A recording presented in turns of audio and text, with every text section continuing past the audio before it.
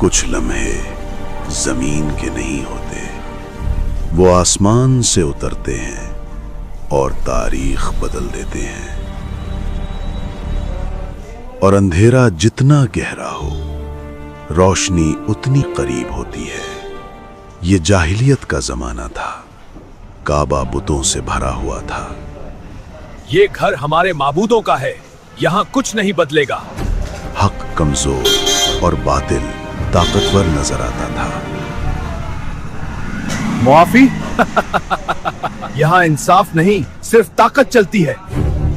मगर इसी अंधेरे में एक घर ऐसा भी था जहां तौहीद की शमा जल रही थी। ये घर सरकारे अबू तालिब का था, जो न सिर्फ मोहम्मद सल्लल्लाहु अलैहि वसल्लम के मुहाफिज थे, बल्कि आने वाली एक अजीम हस्ती के बाप भी थे। ये 30 आमुल फील रजब के महीने की सयाह रात थी। मक्का की फिजा में अजीब सा सुकूत उतरा हुआ था। सितारे जैसे अपनी रोशनी रोककर किसी अजीम लम्हे के मुंतजिर थे। खाना काबा खामोश खड़ा था,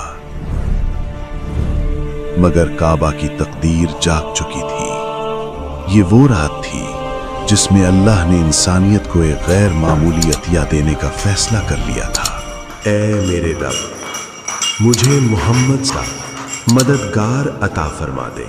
अबू तालिब की खामोशी में यकीन छिपा हुआ था। वो जानते थे कि जो बच्चा आने वाला है वो आम नहीं होगा। उनका दिल गवाही दे रहा था कि ये बच्चा नस्ल इब्राहीम का वो चिराग है जो अंधेरों को चीर देगा। फातिमा बिन्ते असद सरकारे अबू तालिब की ज़ौजा उस अजीम हस्ती के इंतजार में थी जिसकी आमद से जुल्मत के अंधेरे दूर होने थे।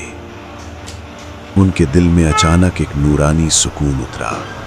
ऐ मेरे रब, मेरा दिल कह रहा है तो मुझे अपने घर बुला रहा है।